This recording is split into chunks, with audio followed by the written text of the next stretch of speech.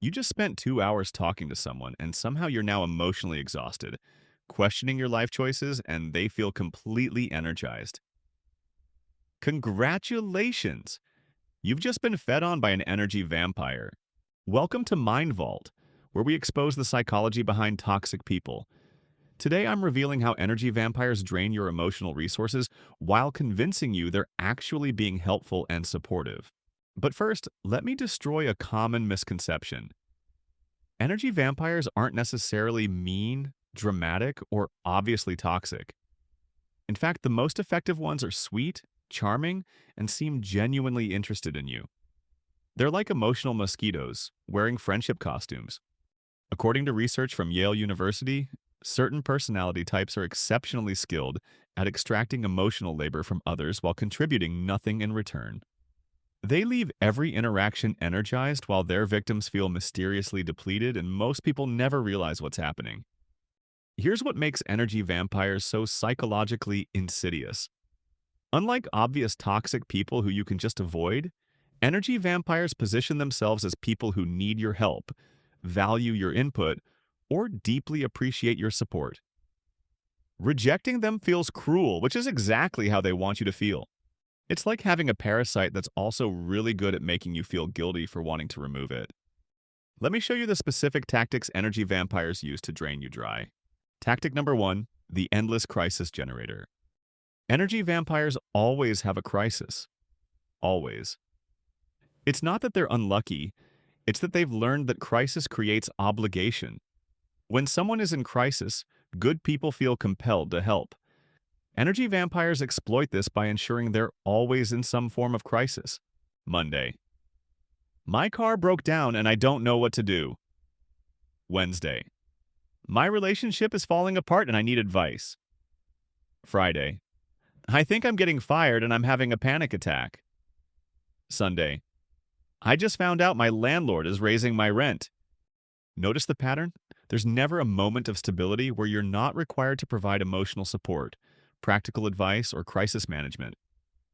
And here's the kicker, the crises never actually get resolved. They just morph into new crises. You give them advice about their car. They don't follow it, and next week it's broken again. You help them navigate their relationship issues. They ignore everything you said and create new drama. You coach them through work stress. They do nothing to improve their situation. The crisis isn't the point. Your emotional energy is the point. They're not looking for solutions.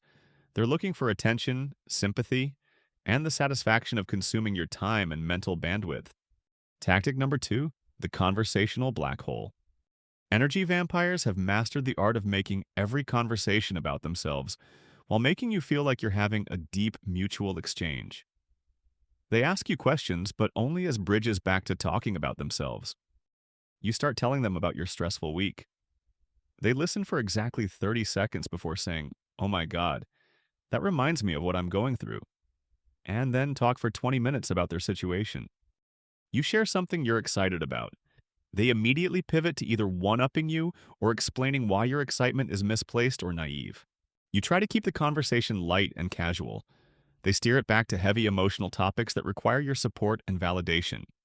It's like trying to have a conversation with a black hole. Everything you say gets sucked in and transformed into more content about them. You walk away from conversations feeling like you ran an emotional marathon while they barely broke a sweat. Tactic number 3, the compliment request combo. Energy vampires are masters of packaging requests for emotional labor inside compliments. They make you feel special and valued while simultaneously extracting resources from you. You're so good at giving advice. Can I ask you about something? Translation: I'm about to dump an emotional crisis on you and you can't say no because I just complimented you. You always know what to say when I'm struggling. Can we talk? Translation: I need you to manage my emotions for me, and I've preemptively made you responsible for my well-being. You're the only person who really understands me. Translation: I'm isolating you as my primary emotional resource and making you feel guilty if you're not constantly available.